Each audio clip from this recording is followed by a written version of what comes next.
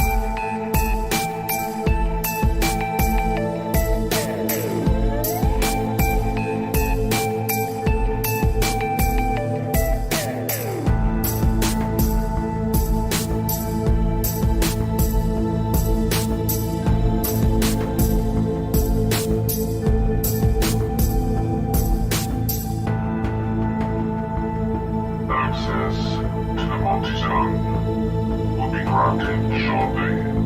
Please stand by.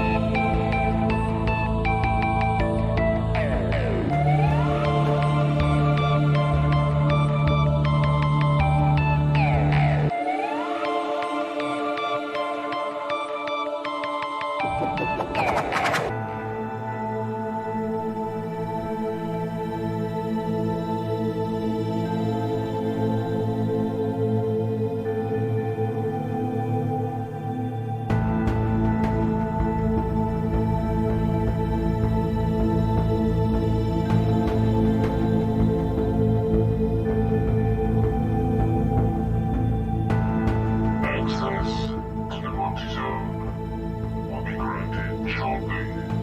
Please. Good evening, everyone, and welcome to another Monte Zone with me, Monty Man, and my co-host, G-Star. Yay! Yay! Evening, everybody. Good evening. It is 8 o'clock. It's Friday night. It's the Monte Zone. And tonight we are talking about Skinwalker Ranch. How are you this evening, G-Star? Well, happy, Happy, but tired. tired, but Well, happy to be here. Actually, I don't even think tired's the right word for it. I think there's like tired, and then there's the next level, and I'm at definitely that next level. There's where you're at right now. You could probably talk to Smiler Rainbow and share tired war stories. You'll be pleased to notice this evening that we should be coming through crisp and clear, and with no lag, with no lag whatsoever. You're just going to go and curse everything now by saying that. I spent quite a long time on the phone with Virgin Media on Wednesday, sorting out my troubles, and they did sort me out. So everything's been vastly improved. And guess what? Guess what? I shouldn't admit this, but it was all my fault. No, you really shouldn't admit that. It was all my fault. Are you kidding? What have you done? I bought some smart lights like this. You can see the blue shining off my head. I've got these like network enabled smart lights, but it required messing about with the network router options to get them to work.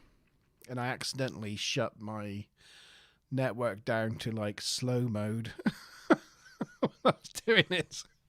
So they reset all my network settings, and it's a lot better. Funny enough. Funny enough that, well, because the internet is working so well, we've got quite a few guys in chat already. So evening to Starcracken, D-Bot, Mickey has joined us, and we've got the all-important Smiler Rainbow on board as well. Yes, we have indeed.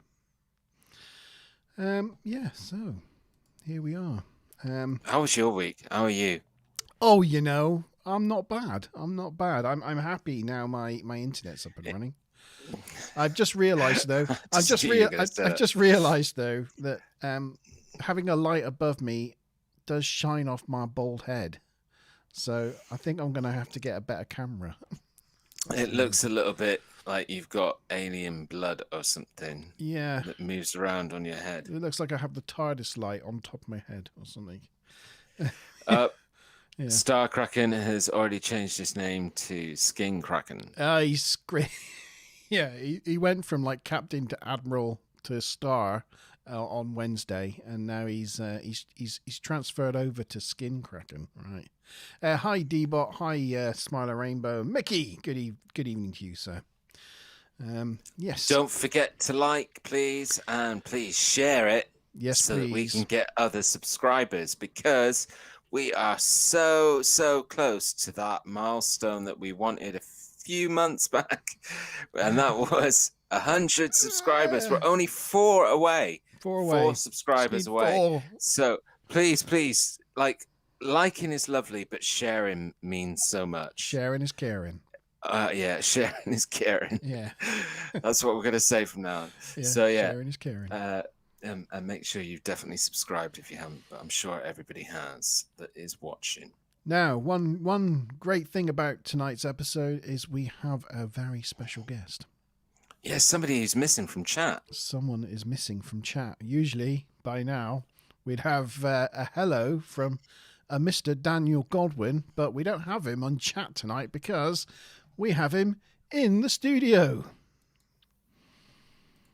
Hello. Hiya, Daniel. How you doing? Evening. Very well, Daniel. thank you. Good evening. I see, Daniel, before we start, you've changed the name of your YouTube channel. I have. I've rebranded it. Rebranded it. Yes. DG Investigates. DG Investigates. Yeah. I mean, DG should be obvious. Yes. Yeah. And then Investigates, again, should be obvious. Yeah, I like it. I think it's punchy and it's descriptive, you know. It's what you're all about. Yeah. Exactly.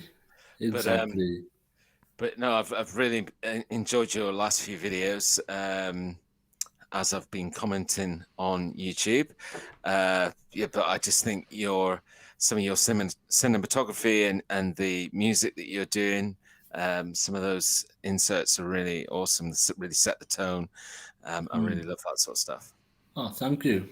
Yeah, you've got some out and about videos. This is the thing we're trying to find time to arrange to do, which we haven't quite got there yet, but we will. And I think we're just a little bit too scared to leave the zone, you know? Yeah. It's like when you're in the zone and if you're in the Monte zone, you're all safe and warm. Yeah. But we're gonna have to go out and be the men in black. Yes, we are. Evening, Becky, to you too. Yes. So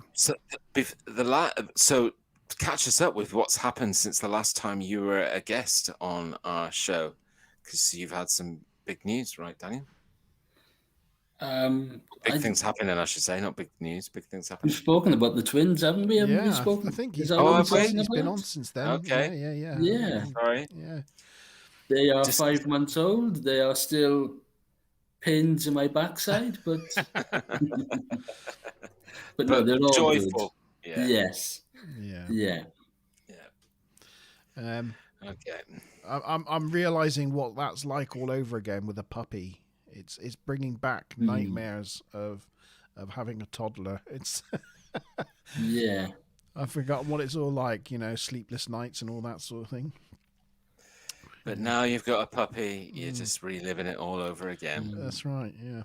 Yes. But the thing is, it doesn't grow up. It No. stays like that. What have I done? Oh, no. Anyway, obviously, before we get into showing everybody or getting this Skinwalker Ranch episode kicked off, I just thought I might give a little bit of backstory about why I sort of chose this one or suggested this one for season 2. Okay, yep, sounds good. Cool. So yeah, it was basically, as you all know, with doing the Monte Zone and G-Star Vault, there's a lot of material that I look at on YouTube that covers like ufology and cryptozoology, etc. So as a result, due to the lovely algorithms that you get on social media, I get a lot of other paranormal related videos turn up on my feed. And for a long time, I've been getting a lot of stuff about Skinwalker Ranch. And it was something that I sort of like knew loosely, some information about. I knew it was a very like hot spot for different elements of paranormal. But I didn't really know very much about it. So it wasn't until we sort of started researching or decided to bring it into season 2 that I started researching it and actually watching some stuff. So actually, even though it's been kicking around for some time, it's quite fairly new to me, as I think it is to you, Monty. But I'm not sure about you, Daniel. It's completely new to me up until a couple of weeks ago. Yeah, just hadn't heard about it at all. So yeah, I've been looking at the history documentaries and and the articles on various websites. It's been a few years for me. I've been interested in Skinwalker Ranch. It's been since I think it was Jeremy Corbell's documentary came out, Hunt for the Skinwalker, about 2018. I must admit I haven't seen that one, so I'd be interested to watch it. I mean, usually Jeremy tends to, funny enough, get under my skin a little bit, but it'd be interesting to see that documentary and another kind of take on it, because a bit like Monty, I would say that out there, certainly for the last sort of 4 years or so, it's all been kind of very much dominated by the History Channel, hasn't it, really? It has, yeah. And because of certain facts that we know about, like the fact that most members of the public can't go there, it's very controlled who gets to go on there and who gets to film, because it's all through this like sort of semi-mini production company now, in terms of almost a bit like a theme park. But yeah, but I should say that the reason why I avoided because usually my natural reaction would be to get straight in there and find out about Skinwalker Ranch a long time ago when it was coming up on my feed. But it's because I loosely knew that there was a lot of stuff that happened all in this one area that I just thought, well, actually, that really, can it be real? Because like if it's a lot of stuff and a lot of different kind of things, then maybe it's just sort of sensationalism. So I didn't really sort of jump at it, if that makes sense. So it's interesting for me because it's so big within the world of paranormal, but yet I don't know very much about it up until a few weeks ago. So yeah, so it should be a very interesting episode. And that's why we brought you along, because we need that bit of extra knowledge and help. Oh, ideal. I have to say, I think it was mentioned a little bit. It was mentioned a couple of times in some previous Monte Zone episodes where it was brought up as a topic, and I kind of initially, the very first time it was raised, I got it completely confused with the Skywalker Ranch, which is George Lucas's home, and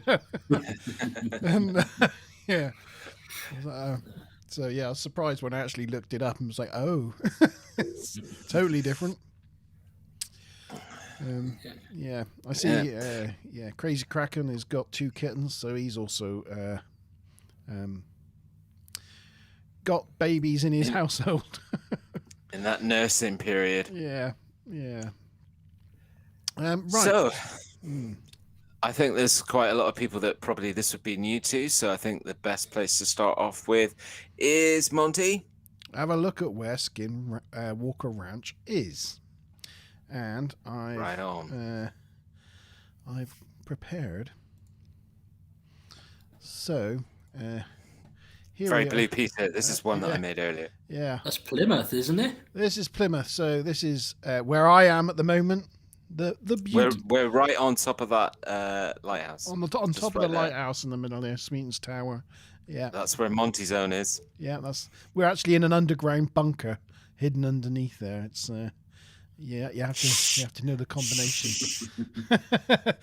But yeah, this is our beautiful hometown. So we're going to go from the lovely town of Plymouth, and we're going to fly to Skinwalker Ranch in the US of A.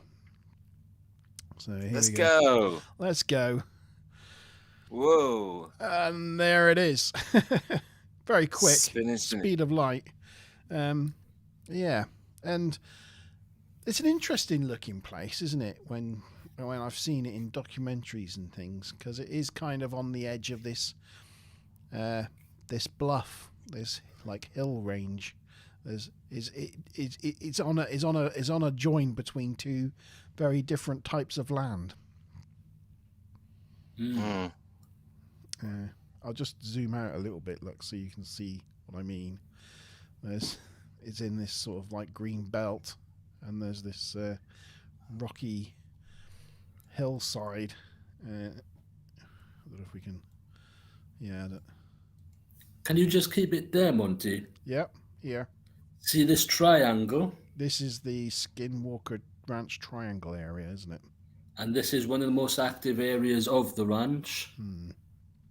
And they are actually, on the series, they are digging to see what's underneath it. Because there seems to be a lot of activity centered around this triangle. Yeah, around here. And the ranch itself is actually just a little bit further down, isn't it? It's here, yeah. That's Homestead 1, yeah. It's quite a large area. I can't remember how many acres it is. It's 400 and something acres. Yeah. I think 480. And I think this is you can't. This is where there's a gate here. You can't. I think somewhere around here, or no, is it further down? Might be further down, but there's a gate, isn't there, somewhere along this road? You can't go past it. It's and the circular bit there, that's strange. Well, yeah, is that just where they water the ground for crops? Maybe. Yeah. I've not noticed that before. I think so. Yeah, so that's where it is. We're here. What's that circular thing? Eh? This thing. Yeah. I think it's There's another one just up there as well. Just up there. here. Yeah, I think it's where they have. You see this big line here. They have a big like hose pipe on like a girdle that goes out, and then there's got a wheel on the end of it here. It's and like it for goes sprinkling crops. It goes around in circles and sprinkles water to feed the crops. Yes. If you zoom out, you see like hundreds of them all over the countryside. Right. Yeah, especially in desert areas. If you go like to like outskirts of Cairo or something like that, you see like hundreds and hundreds of them. But so I just thought reorientate the map. There we go. So in the United States, there we are. We're in the sort of north. Is it the north east corner of Utah? Yeah. And yeah. The Uinta Basin. And that's where we are. Yeah, as I call it, the Unitard Basin. Mickey, straight in there with quite an interesting question. Let's see if any of us know the answer to this one. Is it on a tectonic plate? You know, because that causes earthquakes, volcanoes, and mountain ranges. No. I don't think it is. No. I don't think it is. No. Okay. I can look that up, but I don't think it is because the main plates go down the sort of San Californian Francisco coast. California. Yeah. However, that doesn't mean that it's not susceptible to landmass movement because it's just not where the two plates join. Yeah, but I'm pretty sure that the North America is on one big plate. Yeah. And I think, But that's they've where had some serious earthquakes, before Mm. where that whole plate could have moved. You never Yeah. know. Might come back to that later. Yep. Yeah. So that's where it is. And what was the? I've forgotten what the next thing was. G on our. It was the History. history. It's the history. That's it. I even Yeah. went through it, didn't I, before we came on air? So I absolutely remembered, but I've got a memory like a sieve. So it's So yeah. go on. I'll say it's quite. I mean, the ranch as an entity has been around for quite some time, isn't it? Like 100 years or so. It's not a new place. But I suppose it's only come into sort of the public domain. I think probably in the late 80s, 90s, was it? Something like that. It was around about 94. Well, yeah, 94 was when the Sherman family bought it. Yeah. And they experienced all the crazy stuff they did. And then they sold it to Robert Bigelow in 96. Yeah. So, so that's why I said 1994, because that's when they started reporting strange things happening on the ranch. Right. But obviously Skinwalker Ranch in itself goes a long way back in history. In terms of more or less like remove the name ranch, I guess, but originally it was sort of part of the Navajo Native American land, and there was at some point it was something to do with, at the time, Abraham Lincoln, I think it was, he sort of set up what's called the Unitah Valley Reservation. They were sort of moving the Native Americans around, but what ended up happening is, at first, I think the Navajo kind of gave the land to the Ute, which is another tribe. I think Ute is the way you pronounce it, or Ute. But they were kind of more of a sort of warlike, Native American tribe, and then it was during the Civil War that they got misplaced again, and then it became sort of just normal kind of property that got sold. Eventually, I think there was a family that lived there from sort of 1920. They were there for about 70 years, I think. Kenneth and Edith Myers from 1932 until 94, something around that. Yeah, I can't remember what. I would say, remember. 1934 to 1994. So they owned it for a fair number of years. But did they report any weird things? They did, but not as much as the Sherman family. Yeah, so just going back to a bit of where the mysteriousness of Skinwalker Ranch really kind of begins, and that's when the Navajo passed the land over to the Ute. And what happened is the Navajo said they cursed the land. It was something that they obviously didn't want to do. They were being misplaced. Things were happening, moving around, and they were asked to give up the land to this other tribe, which was like at the time a pretty rivalry tribe. So they said, made a big statement and ceremony that they kind of cursed the land. Yeah, right. And that's where then you get a lot of sort of coming away a little bit from the history and going into what a skinwalker is, because the place has got its name, Skinwalker Ranch, because again, going back to this history between the Native American tribes, it was a skinwalker. Basically, is a form of Navajo shaman, but like a dark witch, usually mostly female, but can be male as well, and a shapeshifter, so can turn from a human into a number of different animals. So that was in sort of Navajo belief, and was adopted by the Ute because they said they cursed the land. So they kind of assumed that the Navajo had left these dark shamans on the land. Yeah, that's. So there's a sort of an old photograph of some Navajo shamans, but you can see them wearing the wolf pelts, which is quite unusual, I believe, for Navajo Indians. They're forbidden to do that. So that's when the shaman's gone to the dark side of the force. Yeah. That pretty much it describes it pretty well. Like, yeah, a shaman who's gone to the dark side. And, so it's important because it was around this time that then a lot of myth and legend started formulating from that Ute tribe, where they were saying that they were seeing sightings of like these white wolf man creatures, and then assuming that they were these Navajo shamans that could shapeshift from animal to man.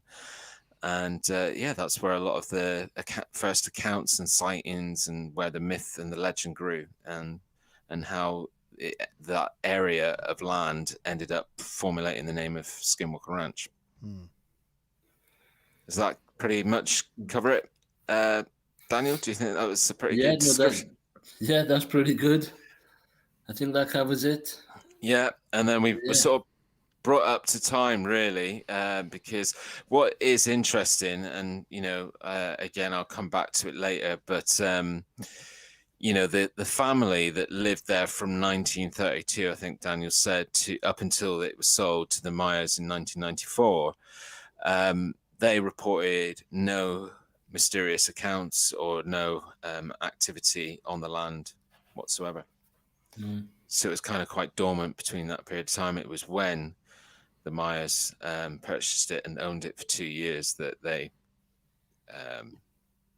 started reporting strange occurrences. And so I guess we should talk about like what strange occurrences are we talking about, because it's not just sightings that come from the myth and the legends from the Native American background in terms of the Skinwalker. There's a lot of other activity that goes on there. Yeah. Yep. Like what? So you've got there's UFOs, cattle mutilations. There's said to be portals that open and things go in and out. You've got the wolves that are seen, or the wolf man or werewolves, and there's no wolves around that area anymore. There's paranormal stuff that goes on in what's known as Homestead 2. There's just so much that goes on. And then there's all the lighting effects that is part of the ridge, because an important area of Skinwalker Ranch is the actual ridge that runs along. I think you had a really good shot of it on the map. It's said to glow, isn't it, or something? It glows at night, and it's been actually documented and filmed. That has. And like Daniel said, cattle mutilations. The cattle mutilations were certainly very extreme between the 94 and 96 period when the Mayas owned it. That was one of the big things that first came to the limelight, really, in terms of their reporting. And that has continued to periodically be caught on, well, not caught on camera, but certainly the after effect caught on camera with the teams of people that are on there constantly filming a documentary for the History Channel. Can I just say, there's not really about Skinwalker Ranch per se, but just the quality of what's happened to the History Channel. Because for this, I've watched quite a number of History Channel clips and documentaries and things. I think they do their subjects a disservice because they're just chasing sensationalism all the time, and just it's like a tabloid version of. Do you know what I mean? I don't know. I just used to think. I don't know. Yeah, I mean, it's over dramatized for sure, which kind of I think impacts the credibility, but I think it's a very American platform, isn't it? And Yeah. you know, Americans kind of love that, and it's all about ratings because it's a TV show. It just stinks of being very fake because you have that sort of like side interviews with people, like, you know, oh yeah, we got in the Jeep, and then you see them in the Jeep, and you know it's all been staged, and it I don't know, it grates on me. I'm watching it, and it's just, I find it very irritating. Not, and this is nothing to do with Skinwalker Ranch. It could be any subject that I'm watching on the History Channel, and a lot of subjects that I like, but I just find watching the History Channel just irritating.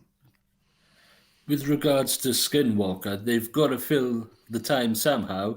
They can't just do like the experiments and Yeah, I suppose so. you know, it's real scientific experiments, isn't it? Yeah. They ain't going to make that entertaining, so No. they've got to do it in a different way. I That's Yeah. the way I look at it. I guess.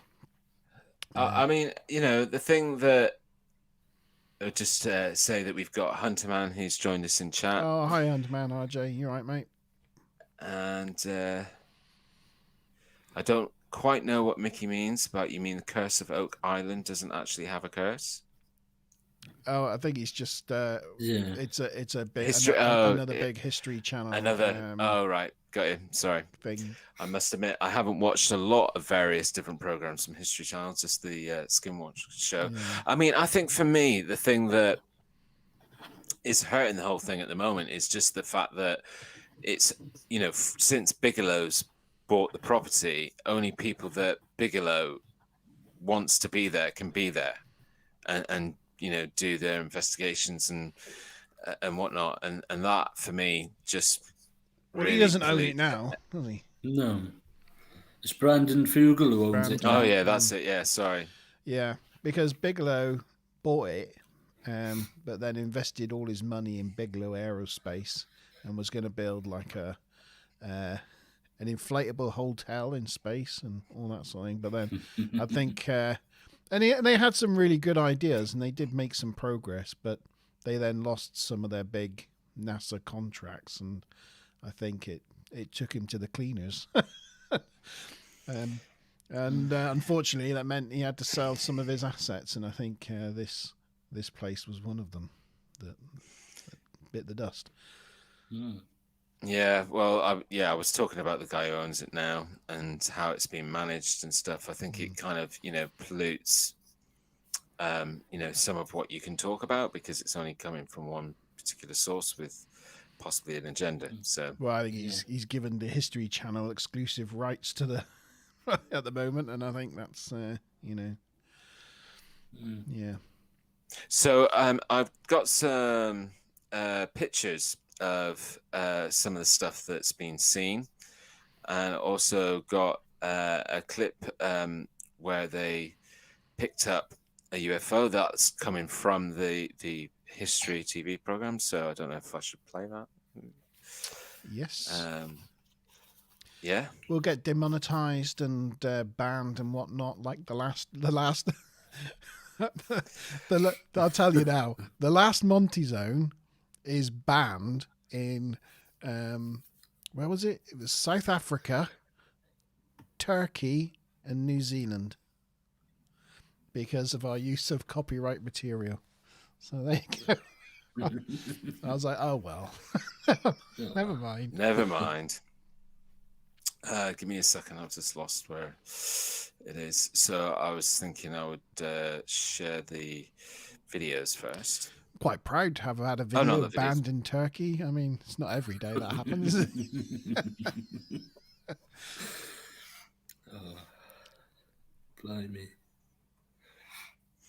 Okay, so this first one is quite interesting. It would be the sort of thing that I'd discuss on G Star Vault, but it's a daylight picture, which is always good when you're grabbing this kind of stuff. Let's have a look. Should be ready to share there, Monty. Okay. There you go. Yeah, so I don't know if I can zoom in on that. You can. It's a little zoom in button at the top. But... Is that zooming in? Yep. Yeah, so this is taken Don't know the background to who took this picture. I think it was taken, however, in the early 2000s. But it's a good example of some of the light phenomena slash UAP, UFO kind of phenomenon. What do you guys think? It does look like a reflection, doesn't it? Yeah. But yeah, do you kind of see, like, I don't know if it's my eye playing tricks on me, but do you see the kind of like strip of light sort of beaming down to the ground? Now you've mentioned it, yeah, I can. But I don't know if it's an eye trick, because when you take your eye away from it and look at the other sky, you can sort of almost see similar lines in other areas where it's not underneath. I Yeah, don't know. because I don't know if it's Yeah. if you look down the bottom, it looks like some bushes or something, and then there's a gap in the bushes that happens to line up perfectly with the light in the sky. So I don't know if your brain a brain attaches those two things together and makes it. Do you know what I mean? I know what you I mean, can't yeah. tell whether it's not like an optical illusion, that shaft of light, or whether it's actually there, because sometimes your brain does just fill in the gaps. It does look hazy on the hills in the background, and it does there on the gap you just mentioned as well, Monty. Yeah. It looks almost hazy. But I think you were mentioning earlier, Dan, that there's been things that have been reported like portals. And I think this would sort of more fall into that category. I think that Yeah, possibly, yeah. rather than looking like some sort of vessel, it looks more like some sort of portal. But again, you just don't. I don't know the source of this one particularly to be able to talk about the credibility of that. But I've got another No. picture, which so let me line the next one up.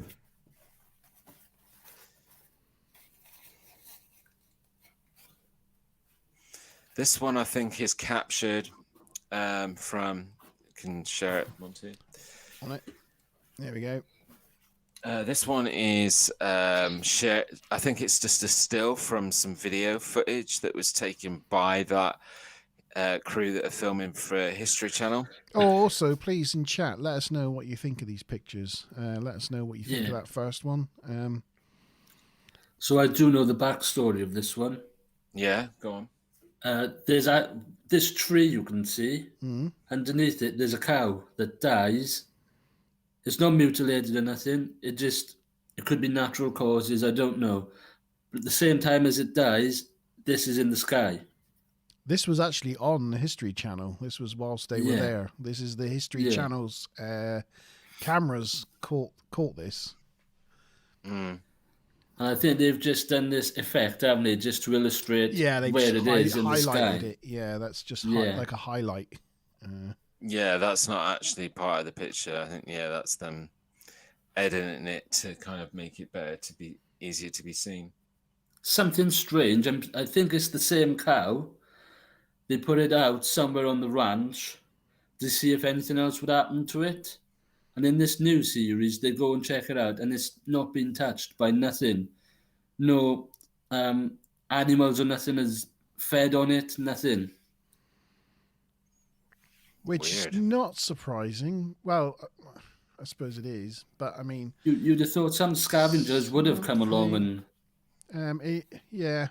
There's no. You say there's no wolves or anything in the area anymore, so it's a case of what would, I suppose, rats or that sort of thing might. Birds. You've got Birds. puma as well, I think. Yeah. It's quite surprising, isn't it? Really, I suppose. So in chat, Mickey put the first picture that I shared. He said it could be part. It could be that it's one object that just took off fast. The lighter part is where it's just been, so like a trail, a trick of the eyes. It's a good shout. Yeah, it could be like a flare of some sort that somebody's let off. The way it's caught on the light, who knows? Stop sharing this one. Have I ever? I know I've done it with you before, G, but have I ever on stream brought up the pictures of the strawberries? Oh yeah, the the ones that you see. That you see them as Color. Yeah. Have I done that on stream, or have I just done that with you? I think you just did that with me. I think It's just an interesting thing to demonstrate how your eyes can deceive you. Can I just bring that up? Of course. How am I going to do this? I'll just do it like that. There we go. So here's a picture of some strawberries, and there you go. Hopefully you can see that. There's no red in this picture at all. It's all just grey. But your brain tells you that although it's a greenish hue of a picture, that there is red in the strawberries. But if you say color pick, like if I choose one of these strawberries, which one? This one here. If I color pick that color out and then sort of draw it in a new picture, you'll see that.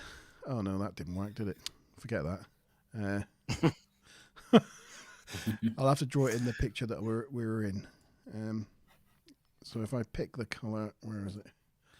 In that strawberry, and then draw it. Oh, it still does look red on that, but trust me, it's grey. Yeah, I think you did it just off the picture when you showed it to me. Yeah, Kind of. Yeah, maybe if I do that and then zoom over here, you'll see what I mean. I'm getting there. I'm making a point. There we go. There we go. And that definitely looks grey to me. Yeah, that. It's clever, isn't it? That is grey, but in the context of the strawberry, it looks red because your brain knows that you're looking at a picture of strawberries and fills in the gap, the missing colour. That explains a lot of pareidolia as well. Yeah. It's just how your brain is geared and institutionalized into kind of adding things up into a certain image. My ham-fisted explanation, but I think we got there in the end. That's good. I've got one last picture to share. It's already lined up, Monty. Oh, right. Another daylight one. This one, I believe, was taken on the ridge that we were talking about earlier. Yeah. And it was just a kind of like beam of light that was moving. But yeah, just another really interesting one. So this is a lot of, the weird thing is it's from a UFO point of view, it's not just Skinwalker Ranch, it's the whole of the Utah Basin. That's so even before a lot of the stories developed, like the modern sort of accounts that we hear of Skinwalker Ranch, even before they developed in the 1970s, like the Utah Basin was like a real hotspot. And when I say the Utah Basin, because for us, we think, all right, that's just down the road, but Utah is probably bigger than the UK. And, it was in other areas that, the whole of Utah has been a kind of a pretty solid UFO hotspot for the last 40 to 50 years. But yeah, just a good example of some of the things that have been picked up. I had a theory on the second picture, just because it did come up in the History Channel program, picked up by the History Channel cameras whilst they were there filming. I did notice that the History Channel filming on the ranch for that period involved a lot of drones, because every time they were out filming, They had overhead shots of them driving along, or of the triangle, or of the hillside, of the ranch, the various elements. They sometimes had those drone shots from multiple angles, so they had multiple drones flying around the site at any one time. I'm just saying that monitoring camera that was there could have picked up one of the drones flying by as they were filming somewhere else. Could have done.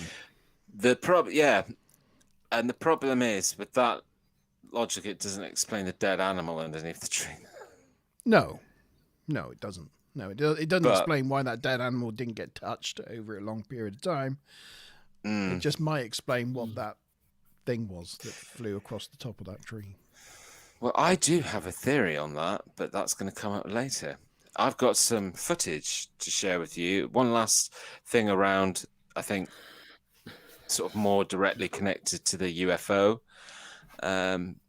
phenomenon. But yeah, where's my folder gone? Skinwalker. There we go.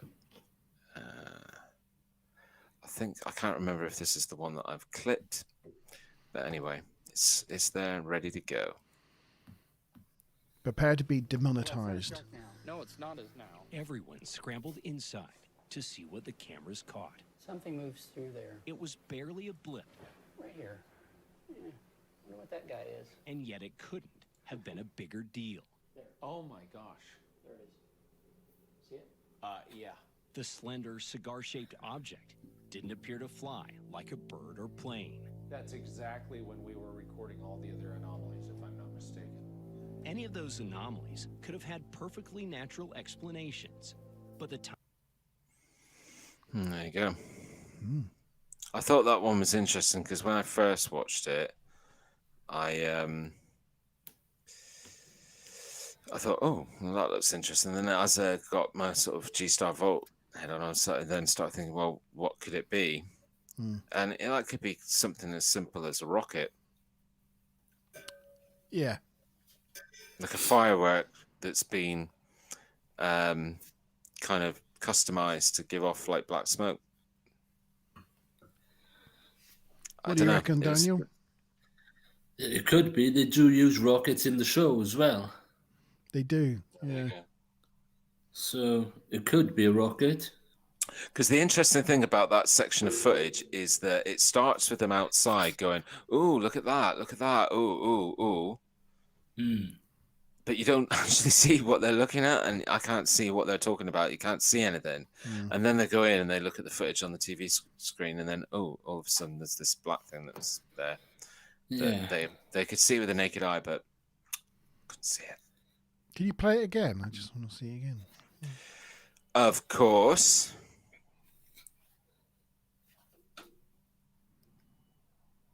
I mean, the bit where they're outside is sort of very short. Yeah. It's not as dark now. No, it's not as now. Everyone scrambled inside you- to see what the cameras You caught. can't see Can't anything see. there. It's just It was barely a blip, Right here. I like how they've got time for B-roll. and yet it could Everyone goes inside, but before we go inside, can we put this camera here and this here yeah, and film you going in? The all slender, multiple angles. That's what I mean. It's all just so didn't appear fake, to isn't fly it? like a bird or plane. That's exactly when we were recording all the other anomalies, if I'm not mistaken. Any of those anomalies Yeah. could have had perfectly natural explanations, but the timing of all of them... I'm to guessing follow the camera outside wouldn't have picked that up anyway. But I mean, I think they caught what happened is they caught that on the camera, and then they were like, okay, well, let's go outside and film our reaction as if we'd sort of seen it, and then come back inside and review the footage. That's probably exactly what happened. Yeah. I don't know. Yeah, it's difficult. Like as I said, it's difficult to get into the subject without, and trying to put that history program out of your head. It's difficult, isn't it? It's yeah. Because I do think there's some genuine activity, and I certainly have my theories. But again, we'll discuss that later. But there's more strange stuff to talk about. So.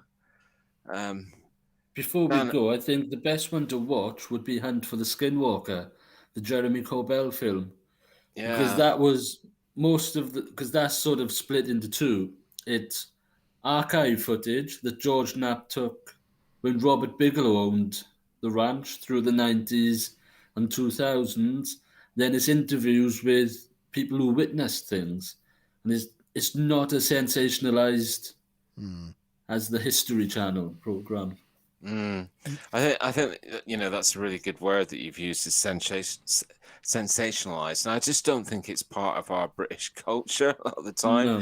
especially for people that are looking into this kind of subject matter like we do and have an open minded. You don't want somebody sensationalizing it and over dramatizing it, because ultimately that just discredits it in some way. I think it makes it less credible. Yeah. I think it does. I think it does kind of it's doing a disservice to its own subject matter, which is just not how we go about making film, is it?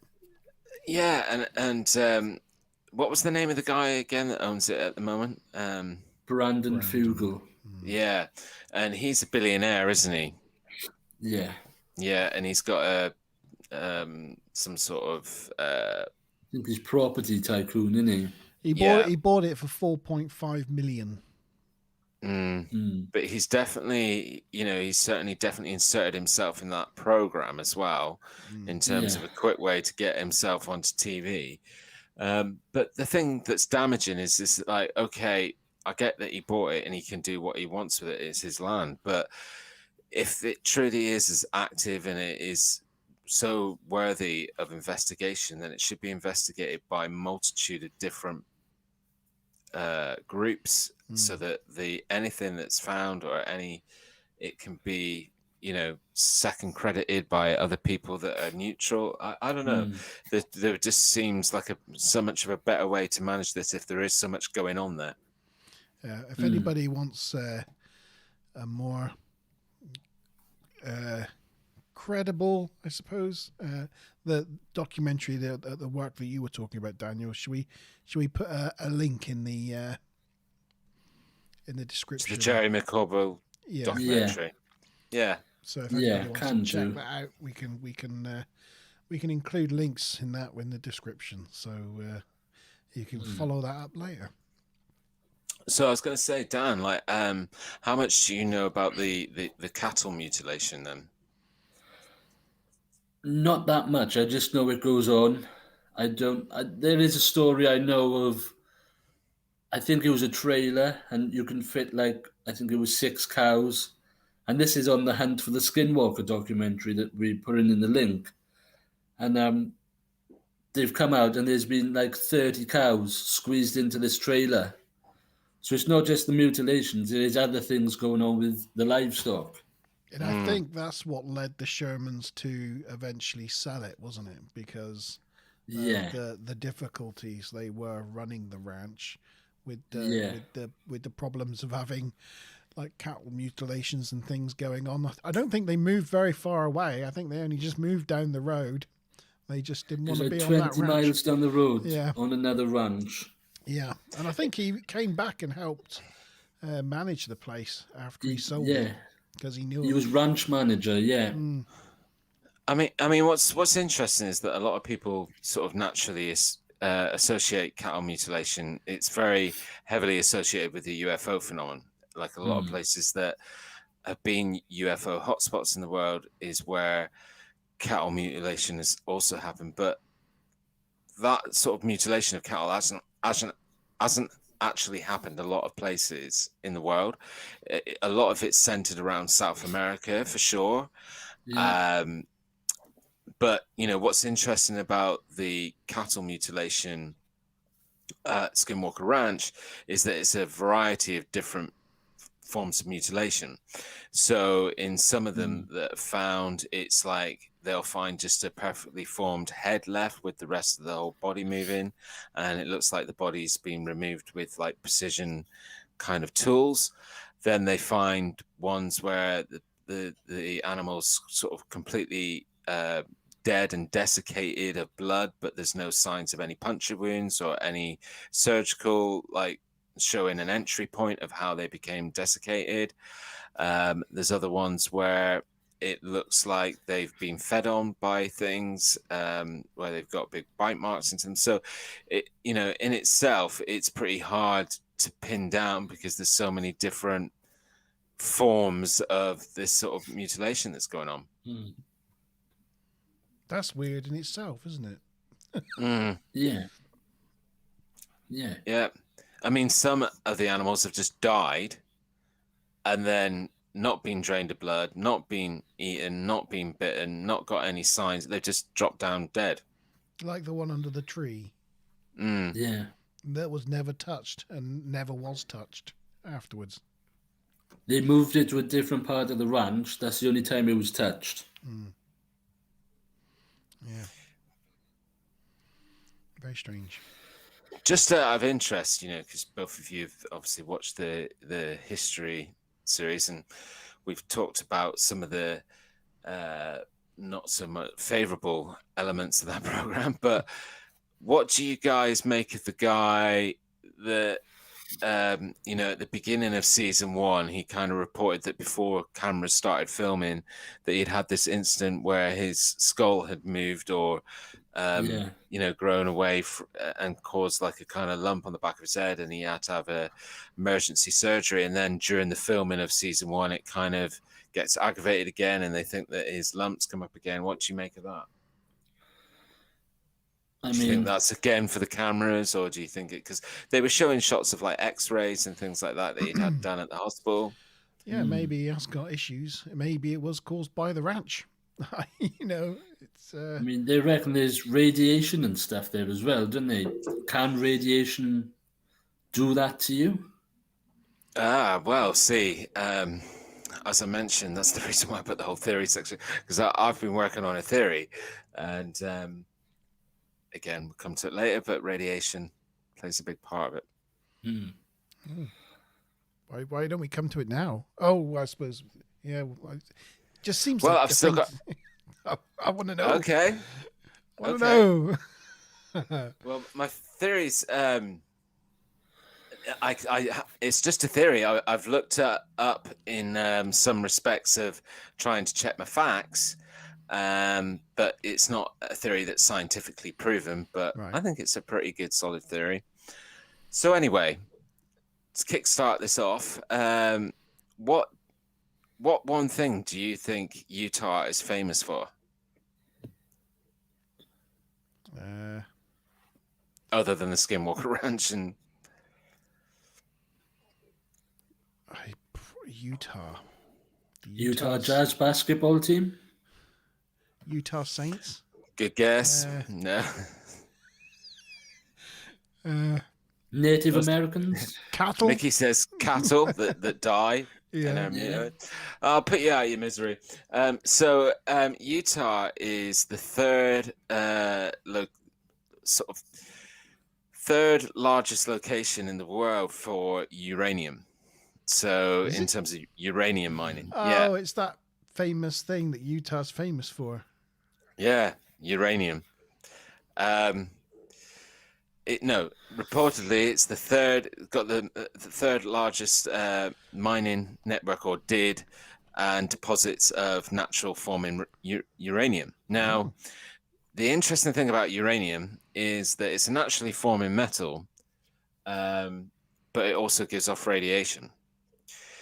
And this is where my science goes a little bit off and on, because I can't remember if it's because it lacks isotopes or because it has got isotopes. But the uranium's radiation is more impactful and effective on living tissue if it is ingested. So if it's absorbed accidentally, like if uranium leaks into a water supply, and gets drunk or whatever. So, throughout the program that they film for the History Channel, there's a lot of situations, and again, outside of that program, there's a lot of documented accounts of people feeling sick, people feeling nauseated, people feeling dizzy, people hallucinating, not feeling like themselves. when they go towards the ridge. And certainly you see in the program elements where they kind of go into like holes that are in the ridge and they sort of feel nauseated and sick.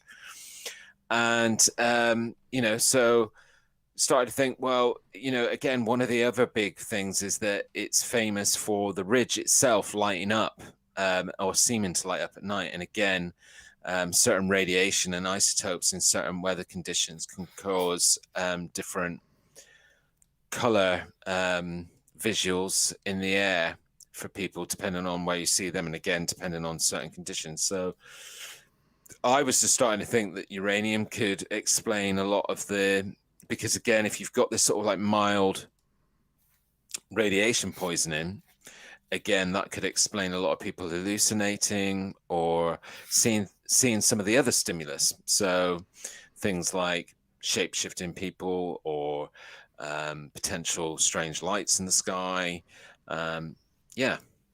So that's the start of my theory. And then I like it. I mean, that does help explain some things. Yeah. There is, and then I sort of started. So here we are, Skinwalker Ranch. And if we travel out a little bit, and just a little bit south in Utah, you have Lisbon Valley here. And if you look in Lisbon Valley, this whole area of Utah is peppered with uranium mines. Like this one here. But they're all over the place, apparently, as you say. Didn't know that, but I didn't know that either. There you go.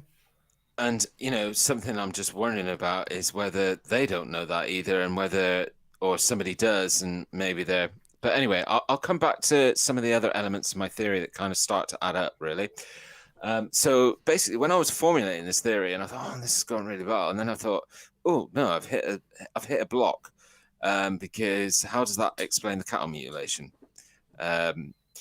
However, a lot of the mutilation, as I was saying, was a good amount of it is where the animals have been seemingly drained of all blood and all fluid. And in some cases, there might be 1 or 2 puncture holes, or there's no puncture holes, so they don't know actually how it's happened. Now, the other thing about it that's interesting about uranium poisoning, especially if it's ingested, is that it affects the kidney and liver. This is in humans, obviously, so, don't know what it does in animals. I certainly didn't research that. I'm sure some scientist knows what it does to animals. But, if it affects the kidney and liver in humans, it could certainly have, and especially if they're ingesting it on large scale amounts because they're drinking and eating from the land that is uranium drenched, then, without being noticed over time, it could slowly internally start desiccating them into the point where they just drop dead and die. And then there's a lot of occasions where their dead bodies are being eaten by other animals, other wild animals, and then seeming to be mutilated, or they're being left like the one under the tree because other animals can sense when another animal's died of poisoning, and it's contaminated. A lot of times it's been proven that animals can know that, and they sense it and smell it, and so they avoid. So then there was an element of my theory that was like, oh, actually, the mutilation does sort of fit in with that. If there's an extreme impact, especially if they were ingesting high levels, and if the land there truly is, and it would explain a lot of the other things that we've heard about, like the guy with the sort of lump that forms on his head. Again, you just don't know how certain people will react differently to certain levels of radiation, or if he's been exposed to some other form of radiation before, which is then reacting. Who knows? But my theory sort of goes all the way back to the Navajo, really, because if this sort of uranium has been along this ridge, because the ridge is the one that was the most active, I would say, except for the triangle area, and certainly where the myth and the legend came from the Navajo, because it was all along that ranch is where they said that the shaman lived and the skinwalker lived. And Navajos, and both the Navajo and the Ute are very sort of, they're tribal. They were very nomadic, so they moved around a lot. So they would have traveled around this ridge area quite often, and maybe the Navajo, they felt sick, they felt strange, they felt, and around that time, and certainly from people from that background, they would have come up with some probably legend or reason, why this happened. And so quite conveniently, when they were asked to give the property over to the Ute, their rivals, they went, well, there's something strange about that area, because we keep all getting sick when we're over there. So let's just tell them it's cursed and that we've cursed it, So it's an easy way of them going, we cursed this land. And then they're going, yeah, you did. I feel sick when I walk along that area or I go there. So it was like a kind of easy way of them to scare the Ute, or the Ute, or however it's pronounced. If somebody knows in chat how to pronounce it, that'd be great. I think. Ute. Yeah. Ute. So, yeah, it would have been an easy way to scare the Ute straight away with like making up this, it's cursed. We've cursed it. When they already knew that there was something strange about it anyway. But it could have been kicking around for a long time. But then that doesn't explain the 70 years of dormant time when it was owned between 1932 to 1994.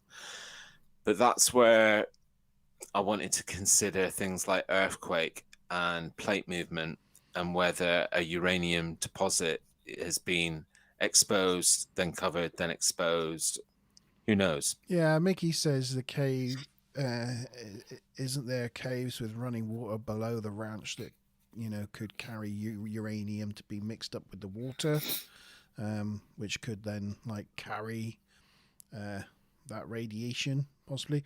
Kevin Worrell, hi Kevin, thanks for joining us. Has asked, he's just joined. What do you think is buried there? So I think Daniel, you mentioned earlier on, there's the triangle area on the ranch, and I think they've done like LiDAR or ground penetrating radar. They've run machines. And there is tunnels or something there. They've seen things. Yeah. What these things are, we don't know. But just to come back to what Mickey said, there was a hole. This is on the History Channel thing. Again, don't take it as fact. But there was a hole that they found, and they poured 45,000 gallons of water in, give or take, and that water disappeared from the hole, and they put green dye in. Did anyone see this? And the water has just disappeared, and they can't find it. All right. Interesting. I mean, yeah. They filled the hole up, and then it just disappeared. And they've not been able to locate it. Wow. It's very interesting. I just want to give a bit of a shout out to Kevin, because Kevin's a big supporter and often sort of chips in with really great comments for the G-Star Vaults, and has really helped me out with certainly the footage that came from Warrington, because he's from close to that area. So yeah, thanks for coming along, Kevin, and joining. Yeah, I think Kevin's pointing out the thing there, that the strange thing about the ranch is that there's so many different things going on at once, but so again, my science is a bit thin because my memory's not so great these days. But when I was trying to read into uranium, very funny. When I was reading up about uranium, I think, it's definitely more impactful from a dangerous radiation point of view if it's ingested. If it's not ingested, I think there's varying levels of who it can harm. So some people could be more susceptible to it than others. And so again, that would explain a lot of different, like you could take a group of 8 people onto the land and 2 might react to it and the other 6 may not. But when you're thinking about an area that's got a lot of different paranormal activity and a lot of different elements of sightings, lights, strange creatures, mutilate. A lot of this could be explained by people going into, an elusive state, and hallucinating as a result of the radiation impact, or just seeing strange things. But certainly the light, like as soon as I saw that footage that was on the History Channel program with the light on the ridge, I was instantly then thinking to myself, maybe that's something that is in the ground that's reacting with the air around it, which, a bit like you see in the ocean when things glow and you get that reaction, something like that. Like it's more of a chemical radiative reaction than it is something mysterious and paranormal. And just to say that footage of the light on the ridge, that how would you describe that light? What are we talking about? Like a torchlight beaming out from the ridge, or a glow, or? I would definitely say more like a glow. But however, when I first started watching it, I've got to be honest, my first thought was, well, that could simply just be somebody with a parked car over the other side of the ridge with the headlamps on, and it would kick out that glow across the land. So it could be something as simple as that. But it's been seen by many people a lot longer before the program started filming that particular stimulus. Yeah. Trying to find a picture of it. See if I can find a picture of it, but can't find one. No.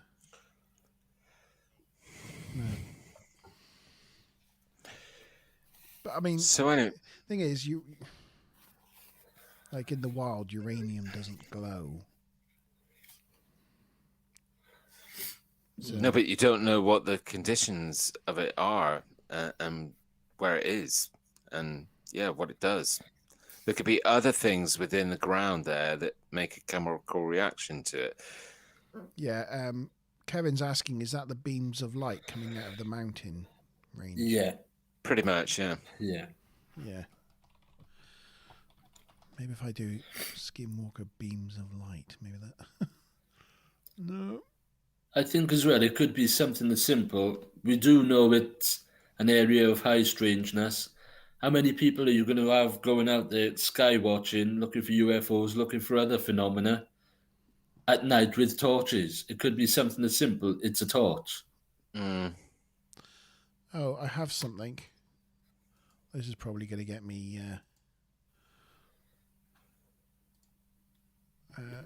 Let's just share that. Let's do it. Let's share that. Does that look like it? Yeah, that's more the ones that the lights that I think, if I remember this footage, these lights dart across the field and then sort of come together. Oh yes, it's a field. Oh yeah, I couldn't quite make it out. It's small thumbnail and on Google Images. But this is from the lock-off cameras at the ranch, isn't it? Yeah. Yeah. Apparently, this is like filmed where it keeps It looks looking like a car. Yeah, and then it splits off. Yeah. That's crazy. But to Is me, that that's noise coming from the video. Oh, that's like a special effect. Yeah, to me, it After screams CGI. Yeah. That looks like After Effects. And I'm pretty sure they featured that on the History Channel program, didn't they? They said that was some of the outside cam footage that had been taken, or maybe it was from another source. I don't know. I'm not too sure. That might have been Ancient Aliens. 'Cause Ancient Aliens done an episode on the ranch as well. Right. Oh well. Anyway, I failed to find any any pictures of. Yeah, that. there's not a great deal of pictures that you can find. Actually, again, I think it's been very controlled by the team of people that are there right now.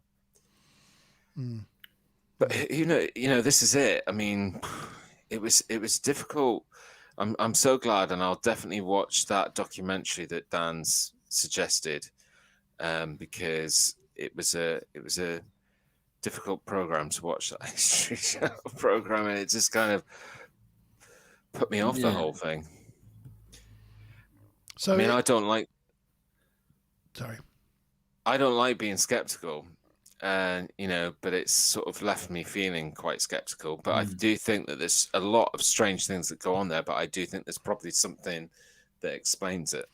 So when they did the LiDAR on the ground, is it just tunnels that they found, or did they find any like objects or possible like dense areas? It was just tunnels, I believe. Was it Yeah, off the top of my head, I think it was just tunnels. uranium mining? Yeah. illegal uranium mines. Is that what Bigelow was doing all those years on that ranch? Do you know what? It probably Well- was. It wouldn't surprise me.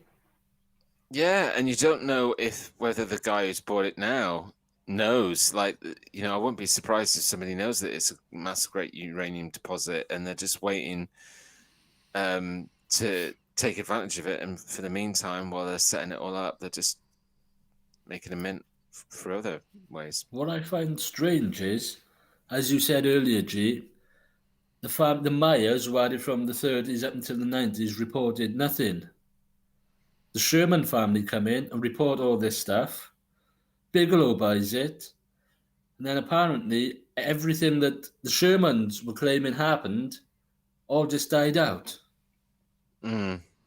So do you think it was a cover story that Bigelow bought it to investigate these things, but he knows what's there and he's actually mining for uranium? I don't know, but who knows? But I think that if he was mining for something, we could pick it up on Google Earth. Yeah, the thing about uranium mining is it's like you see them as big open pit mines, because you get tiny fragments from like a massive area, so you need masses of equipment, and it's a big scale operation just to get tiny amounts of a very precious thing. It's yeah. It could have been a multiple of, it could have been that one of these guys who was the rich guy or whatever realized, hold on a minute, there's uranium there. I'm going to buy this land. And then they get it and they think, right, I'm minted, I can start mining. But then they're like, no, this is ancient Native American land. By law, you wouldn't be able to do something like that. And there'd be loads of red tape that would stop them doing it. So he's like, how do I make my money back on this land now if I can't mine this uranium? Oh, yeah. Let's do a TV program. Kevin said he was talking about the beams of light that came up from the mountain straight into the air and then disappeared, but you couldn't see it with the naked eye. Is that little line that we saw earlier that they were looking at that we couldn't see outside, and then they saw it on the... I don't think it's that same one, not but that one. it is something that I think was featured on the program again. They showed it where some of the light that they were talking about that comes from the ridge, you can't see it with your normal eye, but then when they watch it back on special equipment, you can see the beams. I think that was what Kevin's referring to. And yeah, he's just confirmed that it's sacred Indian land. So like maybe instantly there would be rules and regulations that would stop anybody from mining it. And then they're like, ugh, what do I do with this investment now? It's just I can't farm sheep on it because they all keep dying because probably they're drinking uranium-filled water. One weird thing is if there's voids underneath tunnels, and if there's more of that type of thing, then areas of land where there's a lot of underground chambers or tunnels or voids, it means it disturbs like the gravity well in that area. You can have like spots on land where the gravity is less than other places, and that can cause various phenomenon type things, Like nausea. Yeah, like nausea, and can disrupt cows and birds and their their sense of where they are and things, because they use like the magnetic what do you call it, the magnetosphere, the poles, you know, to orientate themselves. They always wondered why cows always seem to know where north is, and a lot of cattle seem to know where north is, and yeah. Well, there you go. It's all interesting stuff. I got another video to Have you? share. Right. Yeah, it didn't sort of come up earlier, but I just thought I'd share it anyway. Then this one, I can't remember if I don't think it's from that same team. This was basically filmed not on Skinwalker Ranch, but near Skinwalker Ranch. It was in Utah. And this was an experiment that, again, was set up on a program. And I just loved it because it kind of reminded me a little bit of Close Encounters of the Fourth Kind. But yeah, it's all ready to go. Add to stream and Evening Dan M. Oh, he's made it all the way back from Experiment Edinburgh. in UFO hunting. Binary light signaling. Be careful with the wires, okay? Binary communication translates ones and zeros into signals capable of transmitting information. Chuck has created a binary sequencer to relay these signals through a system of lights.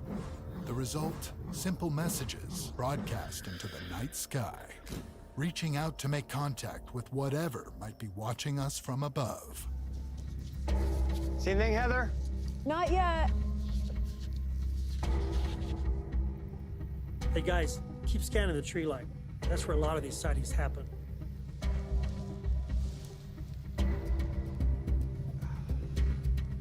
American filmmaking. Do you see anything, Dan? No.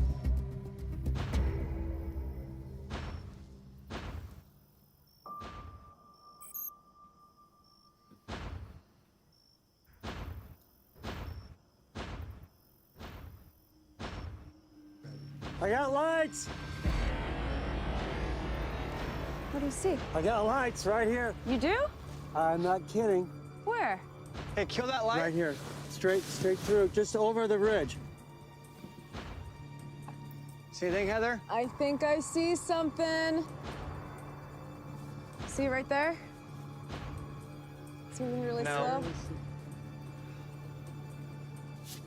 Where? Right there. Right Where? there. Right over there. Yes, Right over there.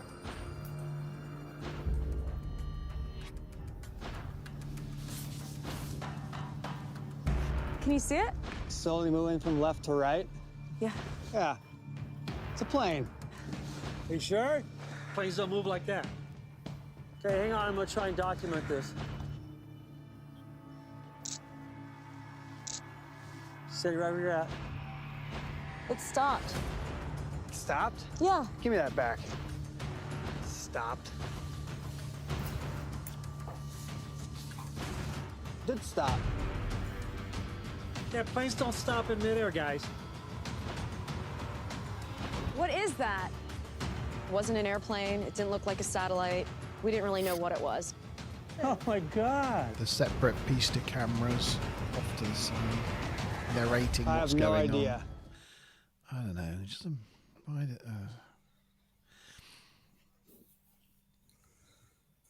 There you go. you see what I mean? So- They don't even put like back in the past. If we made this, if this was made like on the Horizon program on BBC Two or something like that, you'd have a little thing down the bottom corner that would say, "This is a dramatization." Yeah. Do you know what I mean? Because they're obviously acting. You know, they're not really there looking at the thing. It's they. Well, I can think of a British program that was very similar to this and didn't used to say it was a dramatization, and that was Most Haunted. And they've been caught faking as well. Oh yeah, I mean, Yeah. well, yeah, plenty of times. Derek Cora was a complete fake. I mean, I think most people knew that anyway before it was even proven. But Yeah. Yeah, so it does remind you of that kind of thing where they're taking a paranormal subject, they're sensationalizing it, dramatizing it, and then it actually ends up belittling it. But yeah, I'd be interested And to know damaging what it. that red light was, because it definitely changed direction. Like, It's probably a drone. maybe. I mean, it Yeah. might be. Yeah, it's a good point because there's so many drones now around. Like most times, it's almost made it more difficult. You need refutable. Kevin was saying that he thinks that it was Alien Highway that insert of that I program. think it was, yeah. Yeah. But again, another very similar program and format to what Monte was saying to the Skinwalker Ranch stuff. But I just thought it was interesting because it was near Skinwalker Ranch, and I also thought that it was interesting the actual, like, if you turned that on mute and you weren't listening to what they were saying and doing, it did actually look quite interesting. And that's the thing, it's frustrating because you could sit here and say it's worthy of more investigation and study, but yet, like you say, the first initial thing is you watch it and just go, oh yeah, cheesy. Yeah, cheesy acting. Yeah, distracts from It does. It just really, I find it really annoying. Kevin says it's amazing what they're doing with drones. The American military could be on flying maneuvers because they don't announce what they're doing when they're practicing their surveillance and things like that. Could be something like that. I mean, it's out in the middle of nowhere, isn't it? So it's the type of place they would do that sort of thing. And Nevada is just next door with Area 51. Yeah, not far from there at all. Next state over, really. So yeah, it's definitely, again, the whole of Utah is I mean, even on this program, we featured, I think, at least 2 or 3 pieces of footage or photography from Utah. One of the very first ones, G-Star Vault, that I did with the drone footage. That was from we featured that on Monte. The UFO one. Yeah, that was from Utah. Yeah. So a lot of activity. So what are your guys' theories then, if you have one or any? I think I'll let Daniel go first. I'll let our guest go first. I think it's a cash cow. I think nothing happened for the Mayas. I think the Shermans took it over with an agenda, working with cahoots with maybe Bigelow. Bigelow's bought it. I don't know if he made any money on it, but definitely it's a cash cow now with Brandon Fugel and the History Channel. Definitely. And I think there could be some real valid things going on. I think, there could be a whole bunch of mild things, like, say, if there were voids underneath messing about with animal senses, if there were uranium in the ground discharging particles and weird things, if there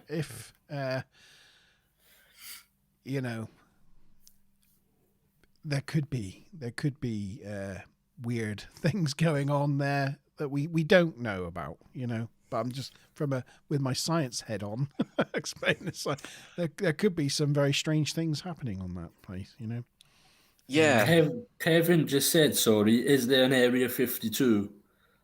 I've read there is an Area 52, but I can't, off the top of my head, I can't be certain.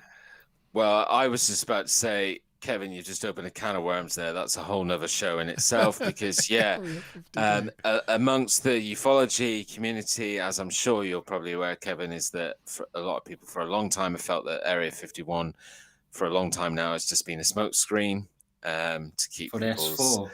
Yeah, it's the most watched unexisting military base in the world. It doesn't supposedly exist. You're not allowed to go there, but most people are watching it around the world all the time. So you're probably not going to do anything there now. You're probably just going to use it as a smoke screen, and the real interesting stuff is happening elsewhere. But getting back to what Monte was saying about the science, it's like weird for me because I don't usually go down looking for scientific reasons, but there was just some of the stuff that I was seeing that I thought, hold on a minute, there's some very obvious overtones to like radiation here, like the way that people have reported feeling sick when they go up on the ridge, or feeling dizzy, or passing out, or things like that. These are all signs and elements of like, mild radiation poisoning or a reaction to some sort of radiation in the area. So then I started looking into what could cause natural radiation, and then uranium was one of the things that popped up that could, and then all of a sudden Utah's really famous for uranium, and Skinwalker Ranch is in Utah. So, but the thing is, and what's frustrating is that all of that could be answered probably in a matter of 6 months if like professional teams, serious teams of scientists or investigators were allowed to go on to the property, to the region, and do tests and studies. Probably be answered quite quickly. What have you brought up here then, Monte? This is, I don't know how to pronounce it. I think it's Tonopah Test Range, also designated as Area 52. Anyway, there we are. This is supposedly what people think of as Area 52. Tonopah Test Range. Oh, there we go. Don't know where that is in relation to. Oh, it's that's Nevada again. Yeah. Is that California? Look, it's in Nevada, I think. Yeah. I mean, the interesting thing as well, again, to just talk about some of the cattle mutilation, talk about some of the stuff that's gone on there. Nevada is very known for 3 things, really. Las Vegas, Grand Canyon, and nuclear testing, and obviously Area 51. So, they've done a lot of nuclear testing. However, look at what is like a state over in terms of wind, breezes, blowing radiation down, doing certain things, getting into certain, I don't know. As I said, I just think that my whole feeling on it is that there's probably activity happening there or things that are happening, but it just needs to be studied more. And I think if it was studied more, there'd be more logical reasoning for why what is happening, especially to the cattle as well. Yeah. So this is it Edwards Air Force Base or Area 51, what they call Area 51. And just in relation, up over here, this is the area that they designate, like call Area 52. So it's not that far away. But, it makes a nice distraction if everybody's looking over here, just like 3 mountain ranges over. Yeah. That's where the real shit's going on. There. Yeah. However, I was thinking to myself the other day, do you know what? If somebody could transport me like that to being then materialized in the middle of Skinwalker Ranch in Utah at 2 a.m. in the morning, I'd probably... Even though I'm saying what I'm saying. Yeah.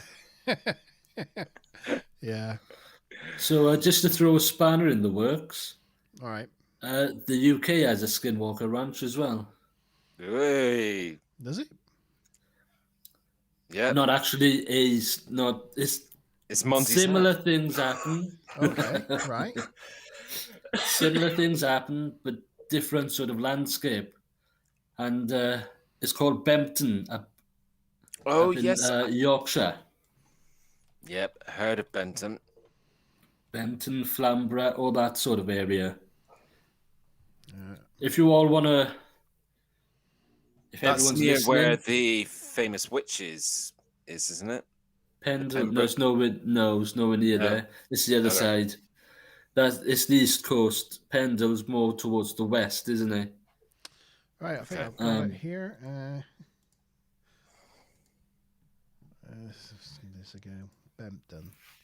So we're looking down on the town, on the village, I suppose, and not very big. And if you just zoom out so we can see a bit more, you see the coast, Oh yeah. and that's where everything happened.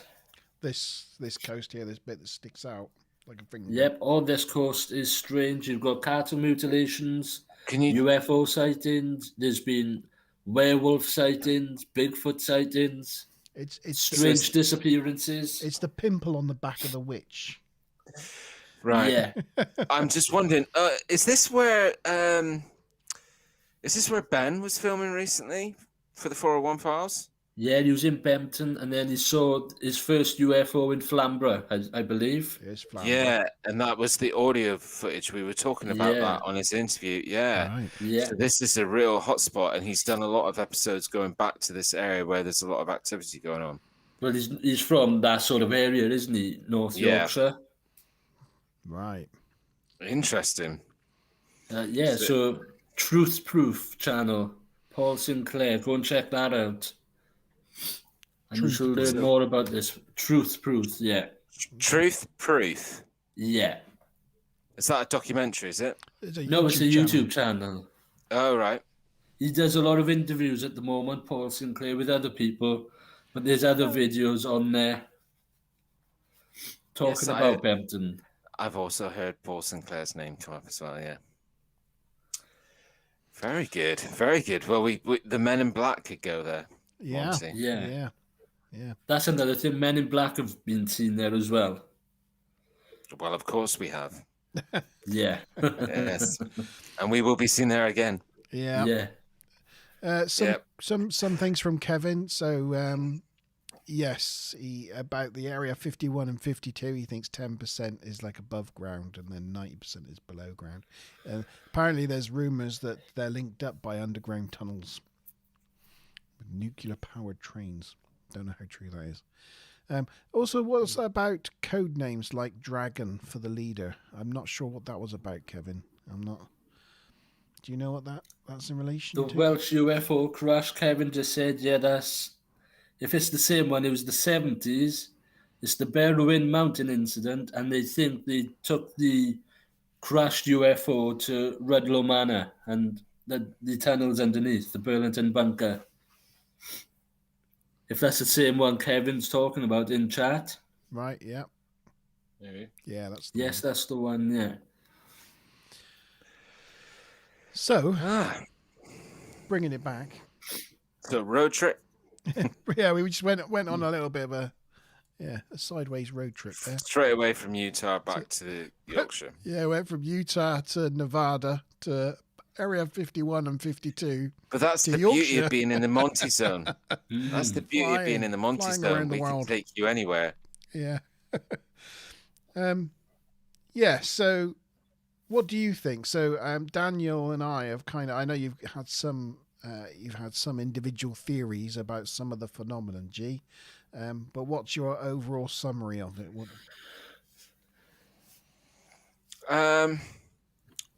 I still remain open-minded skeptic. I certainly detested the show on the History Channel, and as that's only, certainly in the last sort of 3-4 year pocket, that's the only stuff that's really coming out from there because they're the only people that are allowed to go on there. It's then very hard to explore like up-to-date stuff that's going on there. And I just really detest that program and just how they film it and how they do it. I think it makes it all look like a bit of a joke, when actually I think there could be something really there tangible to study and investigate. What that is and whether that's distinctly paranormal, that would again be where I would remain open-minded skeptic. And I'd love to see him actually go down into the tunnels and see what was down there. That would and again, why are they not doing that? Do you know what I mean? They've been there now for a while. Why aren't they doing these things? And no digging allowed. No. It says on the show.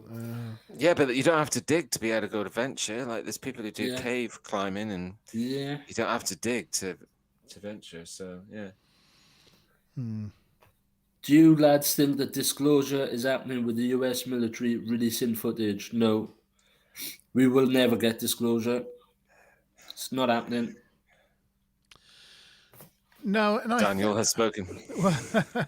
Well, I think it's a bit of a mixed picture, Daniel, isn't it? As well, because the disclosures that they've made, some of it is a little skeptical in itself about its authenticity. I think some of it is quite like, that is unexplainable, but then other parts of it, it's that whole if you're moving with something and you have a background a long way away and a foreground quite foreshortened, it can appear that something's moving very fast if you're moving with do you know what I mean? And I just don't think they've been particularly clear with their disclosures, and I think it's all more smoke and mirrors. It's just more complex. It's more complex. I don't know. I mean, I think the one thing that would go to argue against what you've just said there is the fact that you've got some of the military personnel sort of describing what they saw firsthand, like that captain David Fravor. The maneuvers that he saw the vehicle do. So you can't just take the footage; you've got to take the witness account. But then you can't trust that the witness hasn't been manipulated to say what he's saying, because it's strange all of a sudden that military or ex-military personnel can come out and say, "Oh yeah, seen this secret bit of footage that we didn't tell you about," and yet there doesn't seem to be any repudiation or reaction to them doing that, when you always thought, well, hold on, if you're in the military, you've signed a piece of, that you wouldn't do something like that. I don't know. It's a strange one. It just seems all very convenient. Yeah. And the fact is that it's just all kind of almost again died down and disappeared again and gone, and not being really. I mean, in the world of ufology, yes, it's being discussed, but outside of that bubble, really, there's not a lot of people continuing to talk about it. No. So I don't know. It's an extremely strange one. Whether it's being done to feed it to us slowly, Kevin, or whether it's just another layer of propaganda to manipulate and trick us, who knows? Because you've got to remember, tell, can you? You just can't tell. When you're dealing with governments and political parties and people like that, they want your eye to be on one thing while they're doing something else. It's not just in the broader sense government either. It's the military machine. And the military machine, in conjunction with private partners, they work with like Boeing and I don't know, I can't remember names of companies, but a lot of private companies work with the military, don't they? And British Aerospace as a cabal, they've got a lot of interests and things going on, and so that even like mainstream government don't fully grasp or understand, so it's just such a complex web of, I'm never sure whenever they release anything what they're trying to say to us, what they're trying to make us believe. I believe there's some reasons behind it somewhere. But I say some of it is really quite interesting, and the story and the backing up evidence, you say, from the eyewitnesses and that is very interesting. But some of it has been debunked quite simply. So you start asking yourself, what is it all about? What is it all about? Certainly, and like Kevin says, it's a strange turnaround for the military. But we're getting into a completely different show now. Yeah, sorry. Got off on a tangent, which is always a good thing, because we're here to chat to you guys as well as chat to each other. But yeah, and I really love because I didn't realize Karen was on with this. But she said that I found this so interesting. I'd never heard about this until tonight, and I love it when we're able to do that on Monte's Own and introduce something that our guys haven't seen a great deal about. And again, if I could rewind time about 8 weeks ago, I knew very little about this as well, but I'd known of it for like 3 or 4 years at least, but just chose to ignore it because of the fact that it's just so much altogether that it just instantly seemed to me a little bit far-reaching. So we've got the Navajo Indians and the legends of the Skinwalkers from that area, and the fact that they gave the land away because they believed it was cursed to another Indian tribe. We've got the various people that have owned it and reported cattle mutilations, UFO sightings, lights. What was the other things? I don't know, all sorts of weird phenomenon. And there's actually been a series of things that have been recorded on film, like the lights coming from the ridge and things like that. So, yeah, just thought I'd give a quick synopsis of a lot of weird things all in one piece of land in the middle of Utah. Yeah. Should we talk a little bit about before we say goodbye? Should we talk a little bit about the next Monte Zone? Yes. Look at him looking at me. Well, remember we had a conversation. So, guys, because we went off a bit off schedule because of last week's internet debacle, which was all Monte's fault. So we're fining Monte. But I'm blaming paranormal influences rather than my. So your brain was overtaken by somebody else. Right. Yeah. Yeah. So it means that if we're back in our usual schedule of coming back in 2 weeks' time, we're going to be hitting down with the next Monte Zone very close to Halloween. So we were talking about doing a suitably scary episode, weren't we, Monte? We are. But we haven't quite decided what that is just yet. No. But maybe. Has anybody got a preference in chat? As it's near Halloween, has anybody got any ideas that they'd like us to do? We have got an episode coming up in the series that's called Plymouth Hauntings. However, that will require us to do quite a bit of location shooting. And unfortunately, just myself and Monty don't have the time at the moment to get that covered. So we're going to have to earmark that for later down in the season. I don't know. So in the meantime, we could do that. We could make time. No, we can't. Well, I don't know. We could try, but let us know in chat if there's anything particularly scary that you'd like us to cover. We've done the Mothman. We could do the Elephant Man. Pendle Hill's a good one. Someone just mentioned. Oh yeah, Pendle Hill. That is Pendle Hill. That's the Pendle Witches, right? Right, I'm getting it right now. Yep. Yeah. Yeah. Oh, just to say, I think we talked about Navajo. Sorry, I'm going back to. Yeah, I was to say, Kevin's just put that in the chat, but I was like, Kevin, you should have been here for the beginning of the episode. We covered that. Yeah. Just thinking about Navajo and the Skinwalkers. They say they were like witches, but they don't mean witches in like what we mean witches in England. Then they say, if you ever read about Skinwalkers and witches, they mean Navajo witches were like medicine people, like the shaman, like the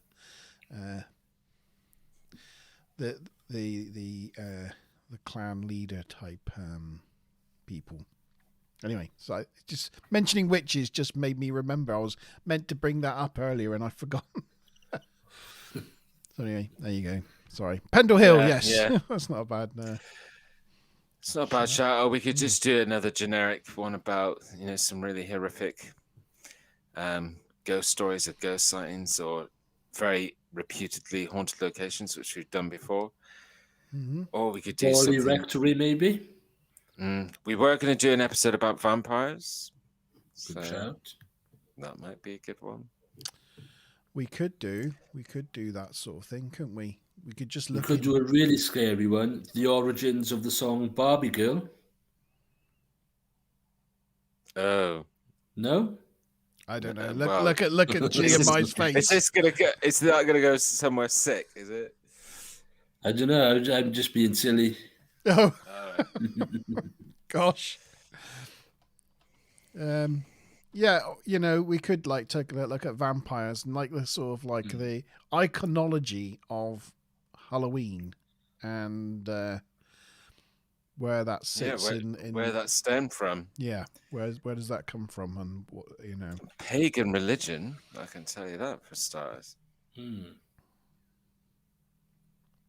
That's not a bad idea. Hammer House of Horrors or Amityville. Well, it's interesting. 'Cause I think when we did the last ghost one, we did a bit of a feature on the. I'm sure we've definitely covered. I can't remember what the name of the house is that's featured in Conjuring 2. Enfield. Yeah, I'm sure we covered Enfield, didn't we? And showed some Enfield stuff. No, did we not cover that? I'm sure we did. Sorry, I spoke about Enfield with someone, and I don't think Monte's even listening to me. No, I wasn't. I'm so sorry. I was currently looking up the origins of Barbie Girl. Oh my god. This is what we've resorted to. Why? So, Monte, listen to me. Sorry. Did we cover something about the Enfield hauntings? I'm sure we did an episode where I featured and played some of the real footage. Possibly. I don't remember what I did last week. I'm getting old. Let us know in chat if I covered it. I'm pretty sure I have a memory of covering it, but that could have been on something else for something else. So, yeah. But we'll figure something scary out for everyone to put the EBGBs up here for Halloween. Yeah. It'll be definitely trick and a lot of treat. Why didn't you just tell ghost stories? Ghost stories around the campfire sort of thing. Oh, yeah. Or we could do more of the missing. Yeah, we could find some good ghost stories. Good. If we could find any. I think a bit about iconology of Halloween and some scary Halloween stories that we found from real life. Or maybe see if people in the chat want to come on, and if they've had any paranormal experiences, they can come on and chat about it. Yeah, well, we've definitely got Mickey. I think has had some paranormal activity. I'm sure he would be willing to either pre-record, talk about it, or come on the live stream. And we could always. I can come on. I got an experience. Oh, excellent! Oh, and then we've got to make an episode now.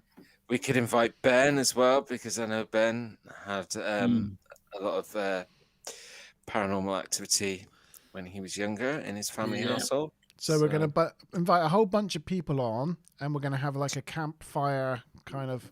I'll have a campfire background, and we'll sit around telling each other ghost stories. And maybe people in chat can tell ghost stories to each other as well. Yeah, sounds lovely. I'll have the toffee apples prepared for Duncan. So throughout the show, I'll be constantly like this and doing that. Cool. That sounds. Daniel, that was genius. Genius. Oh, thank you, Mr. DG Investigations. Love it. Thank you very much. Yeah. Okay. So we'll obviously put a link to Daniel's channel in the description as well when I get around to it. So make sure you check out Daniel's channel. Thank you very much. And thank you so much for coming on and joining us again for our first guest star for season 2. Thank you very much for having me. Always welcome. The Monte Zone door is always open. Thank you very much. And thank you, G, for coming up with the topics and the structure of the show. And thank you to everyone in chat. Thank you, Karen, Kevin, Mickey, Dan M, G. Oh, that's you, G. I've thanked you already. My lovely wrench, Smiler Rainbow. And we had Dan M. I think you've already mentioned Hunter Dan Man M. RJ and D-Bot. I think that was just about everyone. Yeah, make sure you like the video. I can't think what it was then. Make sure you like this thing that we do. Yeah. And please, as we were saying earlier, please share because we're trying to get up to 100 subscribers, and that only happens if you share. So that'll be awesome. The more likes this video gets, the more ridiculous our fancy dress outfits will be in the Halloween. Oh yeah, we could do fancy dress as well. That's a good shout. Yeah. It was actually Karen's idea in chat. The fancy You dress. need to dress up. Yeah, there you go. Great idea.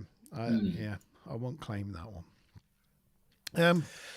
But yes, thank you everyone for joining us. Yep, join us next time for some proper scares, and we'll see you in a couple of weeks. Cheers. Bye.